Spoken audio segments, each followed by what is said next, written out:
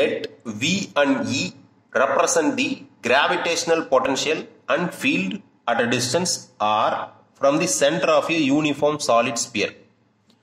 Consider the two statements. The plot of V against r is discontinuous. The plot of E against r is discontinuous. என்ன சொல்லியிருக்காங்க அப்படின்னா Vன்றது gravitational potential, Eன்றது gravitational field. ஓகேவா?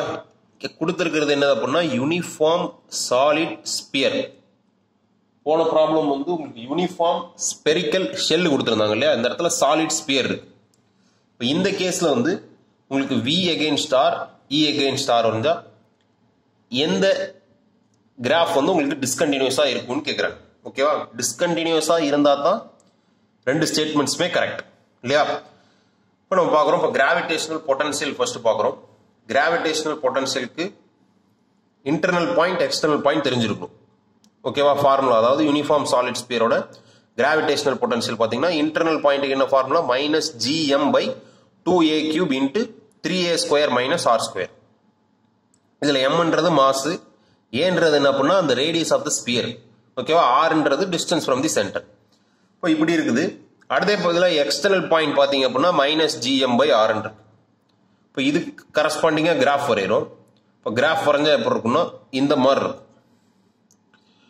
ஏக்கு அந்தான்னு இருக்கிறத வந்து நீங்கள் ஈஸியாக கெஸ் பண்ணிடலாம், வந்து ப்ரொபோஷனல் டு -1/rன்னு இருக்கும். கரெக்டாக? இப்போ -1/r இருக்கு அப்படின்னா ஓகே, இப்போ ஆர் இன்க்ரீஸ் ஆக இப்படி போகுது அப்படின்னு கிராஃப் இருக்கும். இது வந்து என்ன நேச்சரில் இருக்கும் அப்படின்னா பேராபோலிக்காக இருக்கும். எப்படி பேராபோலிக்காக இருக்கும் அப்படின்னா இந்த இடத்துல r² இருக்கு.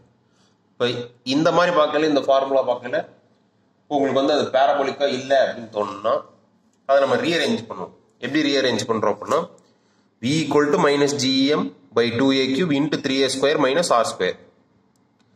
இப்போ இதை உள்ள மல்டிப்ளை பண்ணுறோம்.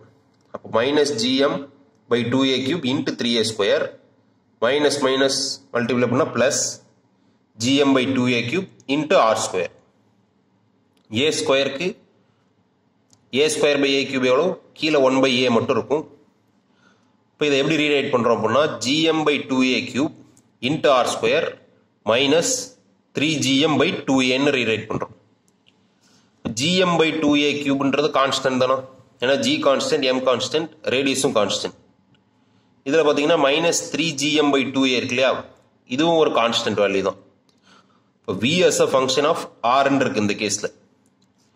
இப்போ y as a function of x பார்த்தீங்கன்னா y = ax² - b, ஒரு கான்ஸ்டன்ட் இன்ட்டு x² - b இல்லையா. அப்போ இதுக்குமான கிராஃபு சிமிலராக தான் இருக்கும். இப்போ இதுக்கான கிராஃப் எப்படி இருக்குன்னு உங்களுக்கே தெரியும், இந்த மாதிரி இருக்கும் இல்லையா, பேராபோலிக்காக இருக்கும். ஸோ ஏன்ற பாயிண்ட் வரைக்கும் இது எப்படி இருக்கும் அப்படின்னா பேராபோலிக்காக இருக்கும். டிஸ்கண்டினியூஸாக இருக்கா? இல்லை, கண்டினியூஸாக தான் இருக்குது. அப்போ ஸ்டேட்மெண்ட் ஏ தப்பு. அடுத்து ஸ்டேட்மெண்ட் பி பார்க்குறோம்.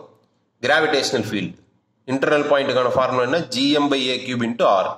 எக்ஸ்டர்னல் பாயிண்ட்டுக்கான ஃபார்முலா gm/r². இப்போ இன்டர்னல் பாயிண்ட் இப்போ அப் டு அந்த ரேடியஸ் ஆஃப் த ஸ்பியர், அதாவது ஏன்ற பாயிண்ட் வரைக்கும் எனக்கு இது, அதாவது இ வந்து எதுக்கு ப்ரொபோஷனல் அப்படின்னா gm/a³ constant, directly proportional to R இல்லையா. E proportional to R graph எப்படி இருக்கும், ஒரு ஸ்ட்ரைட் லைன் இருக்கும். அடுத்து பார்த்தீங்கன்னா எப்படி இருக்கு அப்படின்னா இ ப்ரொபோஷனல் டு 1/r² இருக்கு இல்லை, ஏன்னா gm மட்டும்தான் கான்ஸ்டன்ட். இப்போ இ ப்ரொபோஷனல் டு 1/r². இப்போ ஆர் இன்க்ரீஸ் ஆக எனக்கு இ வந்து டிக்ரீஸ் ஆகும். இப்போ கிராஃப் எப்படி இருக்கும்? இது டிஸ்கண்டினியூஸாக இருக்கா? இல்லை, ரெண்டுமே கண்டினியூஸாக தான் இருக்குது. ரெண்டுமே கண்டினியூஸாக இருந்துச்சுன்னா ரெண்டு ஸ்டேட்மெண்ட்டுமே தப்பு.